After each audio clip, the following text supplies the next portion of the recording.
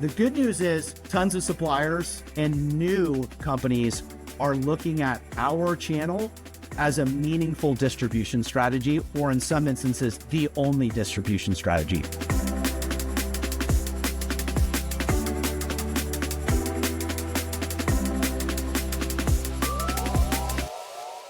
Hey everyone, Eric Brooker here, and welcome to the Channel Standard Community Podcast.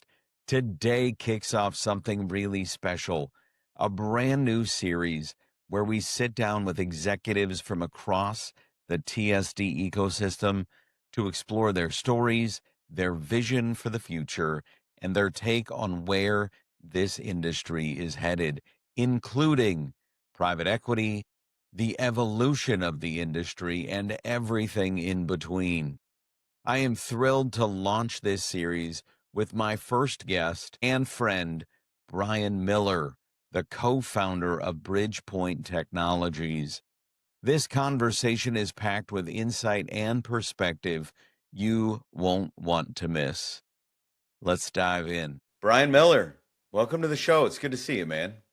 Eric, good seeing you too. Thanks for having me. Yeah, I appreciate the time today.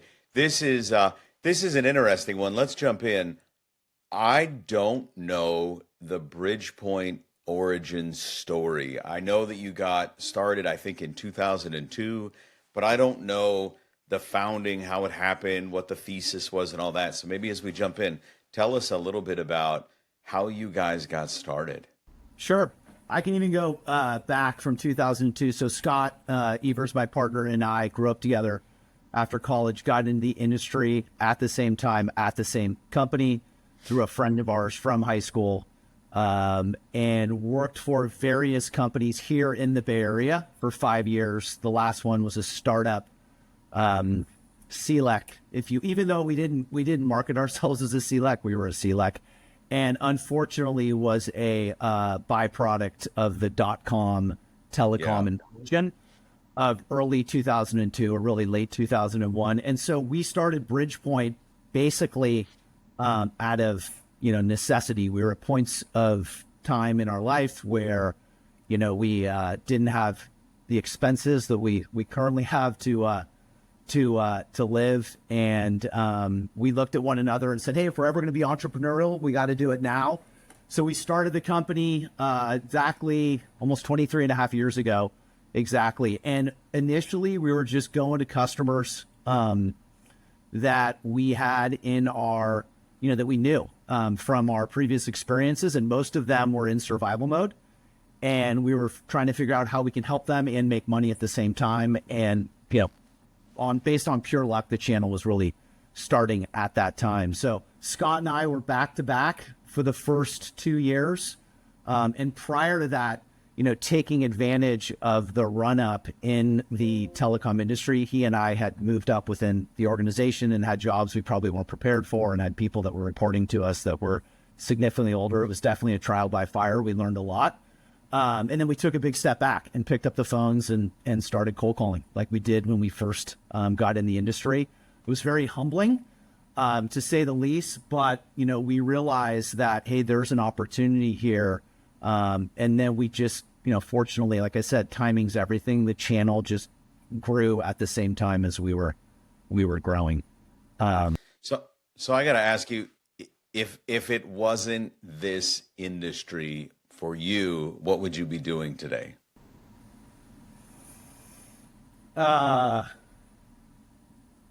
Besides being a professional athlete, that would probably be the first one. Maybe real estate. Maybe real estate in some form. I think that's something that I've always been interested in. But yeah, definitely not a lawyer, a doctor, or anything that would take a postgraduate degree. I don't think I was destined for higher education after college. But yeah, it was pure luck that we got in the industry, and very, very glad that we did. So I got to ask you, one of the areas at Bridgepointe that I get a little nervous, and there's a large grouping of you sort of that where the question is, are they an advisor? Are they a TSD? Are they something else? How would you describe Bridgepointe, and are you a TSD? So we get paid like a TSD, right? We don't market ourselves as a TSD. So from day one, and it wasn't really, anything we put a ton of thought into it. It was more of a convenience for people. We gave them an email address, and we had a crappy website that we threw up and business cards, et cetera. And we were always customer facing. So to the end user customer, they knew Bridgepointe, and all of the people that we brought in early on, use that and leverage that. And so we've been that way for, since 2002. As we've grown, we've brought more and more contracts on directly at the levels that, a TSD makes from a compensation and protection standpoint. So I would say we get paid like a TSD, but we market ourselves as a technology strategy firm, and we call our sellers strategists because of that.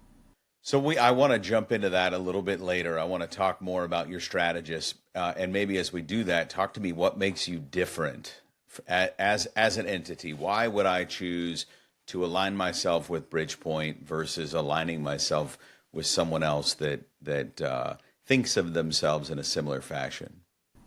Yeah. So early on, the value proposition was we're going to help you, and we were Scott and I. We're going to help you sell more by supporting you in any way, shape, or form that you need, whether that's sales help in front of customers, technical support, financial support. So we helped a lot of people just get up and running because the biggest barrier to entry was just paying their bills. But as the channels evolved, and what I mean by that, just not just the channel on who's allowing companies like us to sell their services, but just technology in general has become super complicated. There's a ton of options, a lot of confusion. And so what we've focused a lot of time and money on is bringing in high caliber, talented, customer facing engineers. So like engineers versus quasi technical salespeople that can't sell. And so that's the value prop. Like with us, you're going to make more money. Like that's, and I think if you look at our retention of our strategists and our sellers, I think that kind of proves the model out, because with the exception of maybe, and I can count them on one hand, the people that, unless we wanted to get rid of them, they're still with us today. As we talk about that, one of the things you talked about, sort of your elite group of strategists and engineers, I think of John Marinucci, who thinks of things differently than a lot of sort of his peers in the industry. He looks at the larger opportunity as well. You guys made a big pivot in 2021. I think what a lot of us insiders on the fringes saw was private equity was coming. They found out there was an industry that they didn't know existed. They saw an opportunity to monetize something they had not previously monetized. But if I'm Brian, if I'm Scott, you guys didn't have to take the money. You had built a very nice, sustainable business model. What was the turning point? What happened in 2021 where you guys looked at each other and said, now's the time? Now's the time to take private equity money. Now's the time to align ourselves with Charles Bank. And as maybe the follow-up to that, has it gone the way that you thought it would go? Yeah. So we did it for 3 reasons. I think one was a defensive move. We had some of our, I mentioned the handful of people on one hand that we lost, and they all had approached us saying, hey, we had an organization or we had an individual call up, wants us to sell our book, and we're going to have equity in this multi-billion-dollar company. We're kind of like, time out, before you do anything, let's talk this through. And Scott and I wanted to come up with something to help, more importantly, just reward these people, because many of them, or all of them helped, put us in the position that we were at the time. But we were a 50-50 ownership group, very straightforward, not zero complexity into the business. So in order for us to do that and raise debt or something, it was going to take time. So we were honest with them, like we always have been. And we're like, hey, there's nothing we're able to do quickly, but I strongly encourage you to wait before you, jump into anything. They didn't. And so that was number one. So we didn't want that, Eric, to happen to others. Number two is because the business had been just so simply structured, and we brought on people over the years that were critical to the success and growth of the business. We had always talked about giving ownership, interest into those individuals. So we thought, it was a good time to explore that. And then lastly, which probably, going into it wasn't necessarily like the number one reason, but quickly we realized that there was a big opportunity out there to put, real money versus Scott and my checking accounts, real money into the business to grow it. And, the process was arduous, to say the least. We learned a ton about our business, but I think came out of the back of it, seeing, the opportunity that, and has really unfolded, not just with us, with others over the last 3 years. So, to answer your question, I think it was those three things. We want to take care of the people that got us here. We want to take care of the people that were our sellers as well. I should have said that. So we had, a core group of 25 people that were just, paramount to the company. And part of the process of bringing on private equity money is we told the various firms we were talking to, like, hey, we have to take care of these people. And, some were all for it. Some were against it. The ones that were against it, we immediately disqualified. And then day one, after the deal, consummated and closed, we immediately went to those people and came up with a structure that I think they would all say has worked out very well. And they were very happy with it at the time and still to this day. Has it worked out the way you thought it would? Are you, in hindsight, grateful you did what you did? So, Eric, we had our moments the first 6 months. And just because, Scott and I are not ego guys, or at least we're not bad ego guys. And we were being put to the test with questions that, we never thought of about the business. And, hey, you need to hire this, and I think you should do that. And we were kind of like, whoa.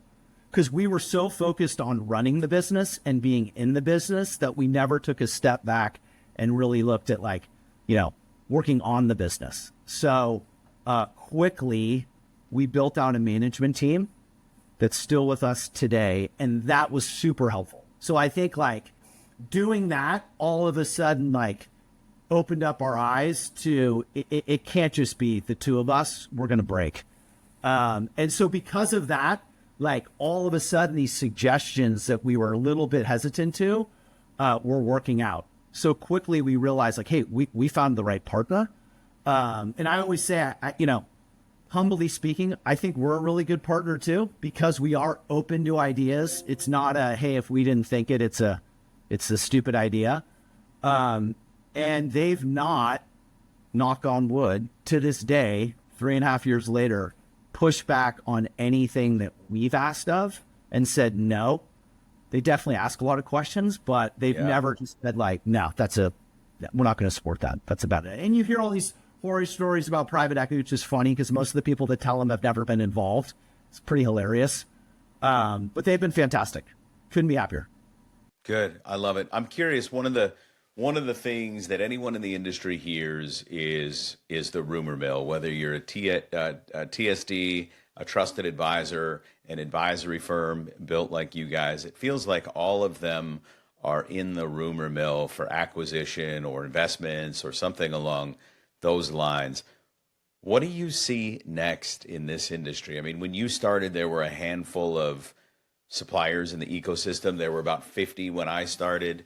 I talked to one of your friendly competitors the other day who has 700 suppliers in their ecosystem. What's next for this industry? So the good news, Eric, is there's going to be multiple winners, right? So there are different business models out there, right? So there are some that, really fall into that TSD name. And kind of our definition is, like I said before, that's how we get paid. We have services businesses that we charge end user customers for things that we do. We have managed services around that, but still the majority of our income comes from not 700, but around 300 different suppliers. And what we ask as part of our relationship with our strategists, whether they are equity partners or not, is it's a monogamous relationship. Like, we're all in on you, you're all in on us. Business isn't going elsewhere. If you elect to go in a different direction, that's cool. You're still going to get paid, but you got to let us know. And it's a small channel. If you circumvent us, we're going to find out. And, you know, it's happened 2 times maybe in 20 years, or if that. And both times we found out from, ironically, one time a competitor, and then another time a supplier. Maybe it happened a few more times. But so, like, that's our model, right? So we want to always be direct with the relevant suppliers. So that's the big thing. If there's 700 relevant suppliers out there where you can sell, you know, a number of deals on an annual basis, good, you know, more power to you. We haven't, you know, seen that. We're at 300. And funny enough, kind of to your point of having 50, that wasn't that long ago for us too. So we've had supplier growth in a big way, but we don't want it to be an MDF grab. Like, that is not how we operate. And I'm not saying others do, but for us, like, we want it to be a meaningful part of our business and a meaningful part of their business. So the good news is tons of suppliers and new companies are looking at our channel as a meaningful distribution strategy, or in some instances, the only distribution strategy, versus, hey, we have a referral program, it's off to the side, and if there's ever a 50-50 ball, we're always going to err on the side of the direct team. So I think it's both good and bad. So the good news is there's a ton of stuff to sell. The bad news is there is a ton of stuff to sell. So unless you're an absolute unicorn as an individual seller, you need to have a supporting cast that can sit down with you or have a video call with the customer and be able to talk intelligently across multiple areas of the business. And that's what we focused on. I know others, I believe, are trying to do the same thing, but, like, you know, I think there's still going to be the kind of the clearinghouses, if you will, and people are going to round robin deals between those, and that's great. That's just not of interest to us. Never has been, really never will be. What would you say is the biggest obstacle in the channel today? That on a deal, there's a winner and a loser and potentially multiple losers. And a lot of times people have a tough time taking that and don't feel like you necessarily put their best, you know, put them on top of the stack. And it's like, it happens. We lose too. Like, we all lose, right? We don't, our total ratio isn't 100%. I think that's number one. And then number two is there are some that still dip their toe in the water. It's a negative, you know, there's just not the outcome in the time period that they want. They don't see the success, and then they pull back and they go, oh, this isn't working. I think you really need to go all in. You need to invest, you know, the money, you got to invest the time, you got to build out the team. And if you do that, and, you know, most importantly, you have a good product or good service, I think it's proven out over the years that, you know, you can get acceleration of deals quickly if you do it right. Let me ask you this question. I'm going to pivot based on what you just shared, which I think is interesting. In the 3 years that the channel standard has been around, our core focus has been supporting the supplier community, helping them advance their initiatives in the TSD ecosystem. In that 3-year period, I'll try and be vague. I had a client come up to me 38 days in and said, hey, we're a little concerned. And I said, okay, what are you concerned about? They said, where's the top of funnel? Where are the opportunities? And when are we going to start winning business? Now, I'll take a step back. My approach, and I'll let you answer yours first, but my approach is we're not going to see top of funnel for this period of time. We're not going to see deals close for this period of time. And we're not really going to hit our groove until X. How long do you think it takes a new supplier in the ecosystem to find success that pays for itself, ROI-driven revenue? Great question. I would say it takes the same amount of time that it takes an agent or a strategist. And that's around 18 months in our experience. It's around 18 months. So if you don't have that mental runway that you're going to give it a year and a half, it may be something you don't want to jump into in the first place. You talked about one of the biggest obstacles earlier is that someone's going to lose. And I initially heard that as an advisor. And then as you went on, I heard it as a supplier.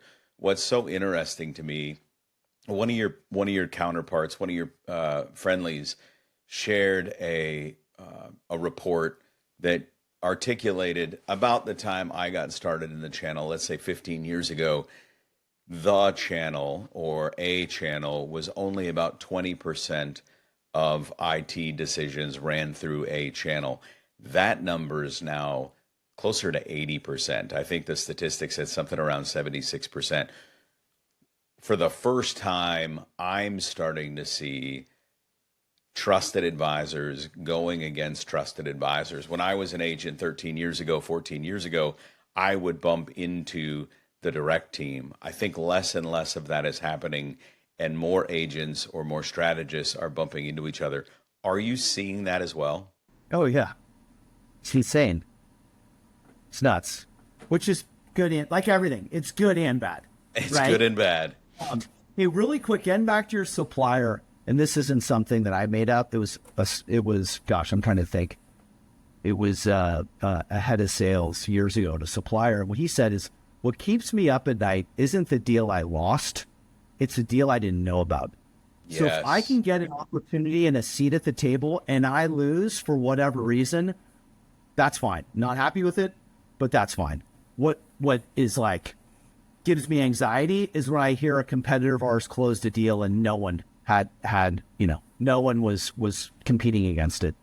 And so that's the other mentality. Back to the thing. It's like you want at bats, right? Sometimes we can tell you what pitch is coming. Sometimes we can't, but you're going to stand in the batter's box and have the same opportunity as the other, 1 to 2 folks. One other thing I would say too, not to jump around on you, but like what we take very serious and pride ourselves on with the John Marinucci's and the other people is we want to ask a ton of discovery questions. So when we are bringing opportunities to suppliers, they're vetted, they're relevant. Like it's not a spreadsheet exercise. You're like, hey, fill out this spreadsheet, get it to me by 5 o'clock tomorrow. Let me know if there's a spiff, and I'm never having you talk to the customer. Like that's like, and suppliers, I would be like, nah, I don't want to operate that way. So, but back to your other question. Yeah, the channels, every deal of size has multiple people that you're competing against. Some the customer is aware of, some they're not. Which is always interesting, but every VAR system, not every, the overwhelming majority of every SI, VAR, IT consultant, you name it, that sits on the periphery potential is a competitor. And the good news is for us, just being, back to Scott and I being born in the business, we educate these people like you got to have eyes in the back of your head. You think a deal's done, it's far from done. Like it's not until it's installed, the deal is not done. But the flip side is more people are in it, more volume's going to it. Your number is great. The 20% to 80% is like that right there illustrates my statement big time. And I'll take the competition all day because I think it just, all ships rise with the tide. We want the suppliers to look at this as like, this is our new logo machine. This is our retention vehicle. This is the opportunity to sell additional things just in the way in which these companies are built and the compensation structure. And the more people that are out there banging the drum to sell, the better. So this industry has changed exponentially in the 25 years I've been in it. I started as a direct rep, got into the channel 15, maybe 18 years ago. It feels like it evolves every day, if not faster at times. So 3 questions in one here, one for suppliers, one for advisors, and one for the TSD community. How can we, as each individual entity, prepare for what's coming? Because many of us don't know what's ahead, but it is probably going to look different than it does today. Yeah. So on the supplier side, not all advisors, agents, strategists, whatever you want to call them, are the same, right? There are good actors and not good actors. Yeah. And there's no barriers to entry to get in the channel. We always say you could walk out of jail, pick up, and close a UCAS deal from the Python side. And once again, you could look at that good and bad, not necessarily like that to that extreme, but there's no barriers to entry. So suppliers have to understand, like, you got to kiss a lot of frogs, and you realize, like, hey, this is someone I'm going to go deep with, but that's an investment of time, right? Because there's a lot of people that are out there, and it's growing by the day. So I think that's first and foremost. I think the TSDs always have to, continue to provide value. People talk with their feet. I think there is, and we're seeing this, like there is you got to pay for value, right? So there's splits that were introduced to the market that, I don't know how they're sustainable. Like Bridgepointe's in the business to make money because we want to invest money back into people to help you sell more stuff. So I think these, heavy splits are going to at least stabilize or hopefully right size. And I also think that, the more as a TSD community, we can band together on certain things with just like, as more suppliers are getting in, we want the right protections. And that's not just compensation, just rules of engagement. We don't want things happening at renewals. And it's fascinating because we'll take a deal out of nowhere, close it with certain like niche suppliers. They never had any idea of the opportunity. Close it. 3 years later, it's off of contract, or it's coming off a contract. The buyer that you sold to is now out. There's a new person in. And there's just a lot of thrash that happens with the supplier. And you're like, time out. If you went back 36 months ago when you were high-fiving us, don't forget about that. People get convenient memory loss at times. And those are just like small examples, but the more those 700 or 300 or whatever suppliers, that becomes more and more of a potential. Those are conversations. So as much as we can kind of get together and help one another out on that. And then I think your last one, Eric, correct me if I'm wrong, was on the seller side. Yeah. We all have to evolve. It's just things are complicated. A lot of the good news is customers. Your 80% fact is awesome. Is customers are aware of the channel, want to buy through the channel. Therefore, you have to, and there's a lot of competition, so you have to show credibility quickly. And then you also have to have, whether it's through a company like ours or yourself, you have to invest. Like being a sole operator and you're selling telecom stuff in 2005 when things were $2,000 for 100 meg circuit, and you're just, those days are over. You'll starve. Yeah. It's just not there. So you either have to be a wizard and like be able to do all these things, or you have to be on a team of people that can support you in the areas that you either, one, aren't good at, or two, don't have the time or patience for. But I think you have to evolve because you're just not going to see the growth that a lot of people built their business, us included. Like telecom was the foundation of the industry. Yeah.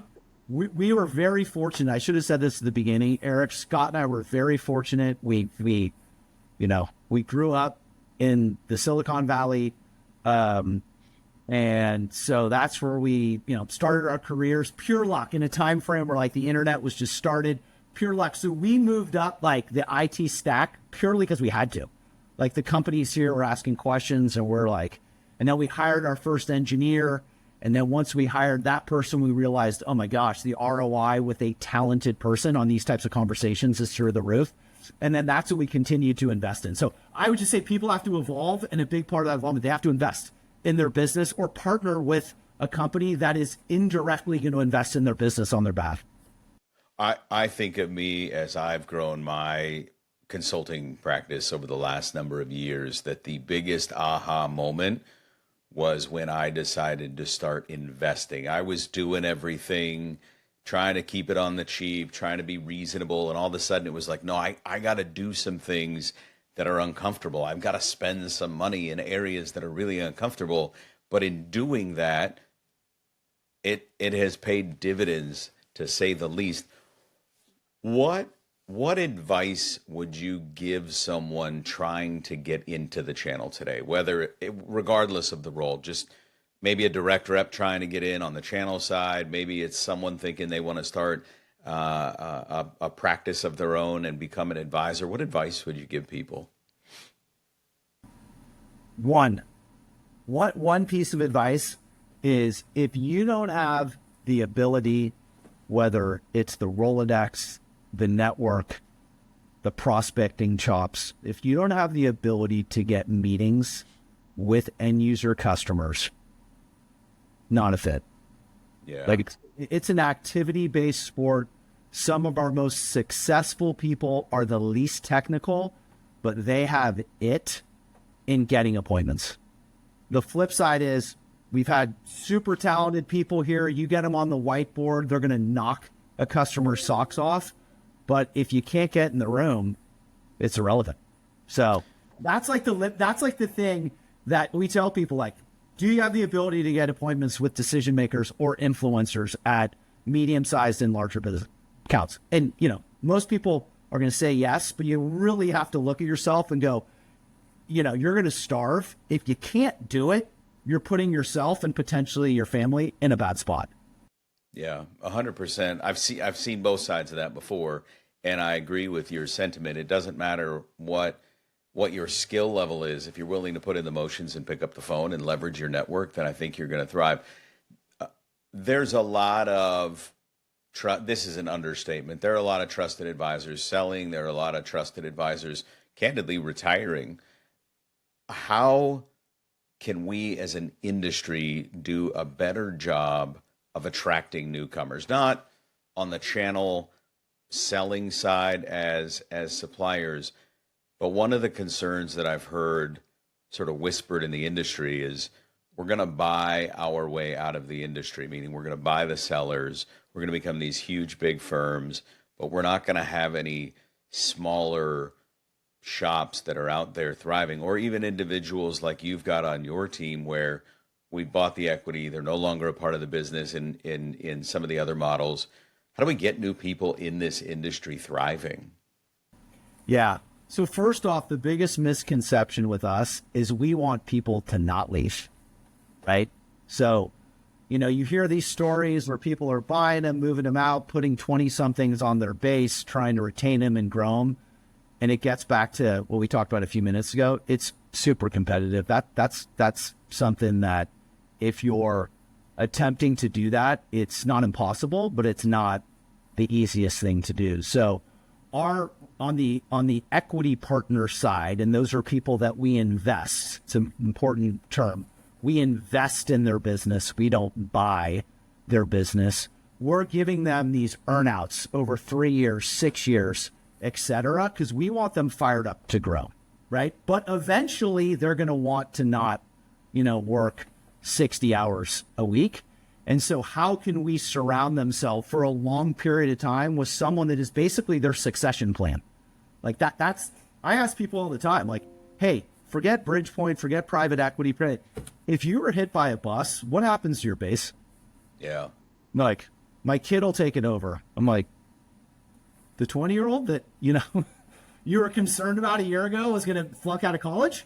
And so like, that's the big thing. It's like, forget all the, all the money per se. Like, what are you going to do with this business, this asset that you spent all these years building up? And our idea is to help them do that. But back to your original question, Eric, I mean, we make a very conscious effort to get that late 20, early 30 strategist. And what we do is we partner them up with a tenured person.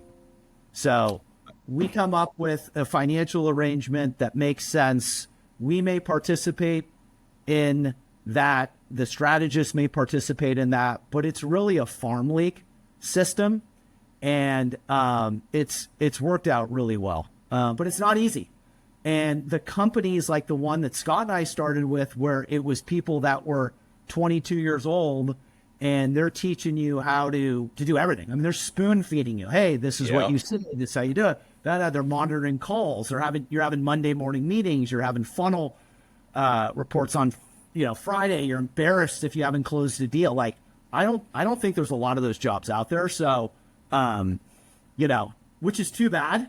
But I think that we're going to continue, which we have. Like, it's a big effort of ours, and quite honestly, too, we feel good about it. Like, just good from a personal standpoint, as we take a lot of these, younger people that have a ton of energy, super competitive. They want to win, but unless you know someone, it's a tough. It's tough to sometimes get a foot in the door.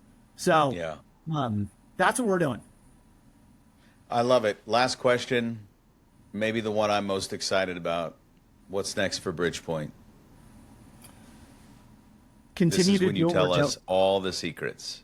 Yeah, no, continue to do what we're doing. I mean, we just want to grow. We want to continue to invest in outside entities, both on the strategist side as well as purchasing. We bought, like I mentioned before, we did outright purchases of 2 companies. One was a lifecycle services company. The other was a CX consulting firm. We're going to continue to look at those opportunities. But at the same time, what we're in control of is organic growth. So like, we are hyper focused every single month. Like, what are we closing? And we're running it really, really, really tightly. But at the same time, a big reason why people come to this side is they hated that. Like, they don't want those funnel reviews. Like what I described doing at 22, I don't miss at all. So we're trying to like marry the art and science of that.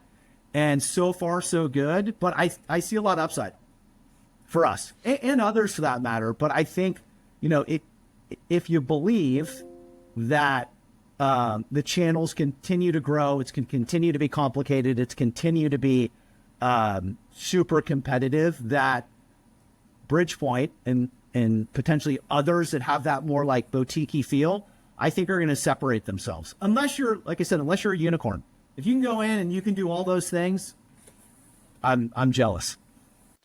Yeah, I think you guys tell a tremendous story. It's been fun to watch over the last number of years as we've gotten to know each other, watch you really thrive. And I think that private equity money did a lot of good for private equity money in general, has done a lot of growth for this industry. It's been fun to watch you as you've continued to grow and expand the business. Brian, it was an absolute pleasure. Thanks for coming on. Hey, Eric, one last thing. Well, thank you for having me. One last thing, too, on the private equity side. It's a credibility box checker with end user customers. Yeah. You have the customer that's like, wait, time out. I don't get it. This, that, the other. As part of our slide deck, or as part of our first appointment deck, it is 4th slide. And that immediately like goes, oh, okay. It kind of legitimizes what we always knew was a very legitimate business. But yeah, no, I think it's good. And I think there's only more and more interest from that community in the space, which is great. But thank you very much, Eric. I appreciate it.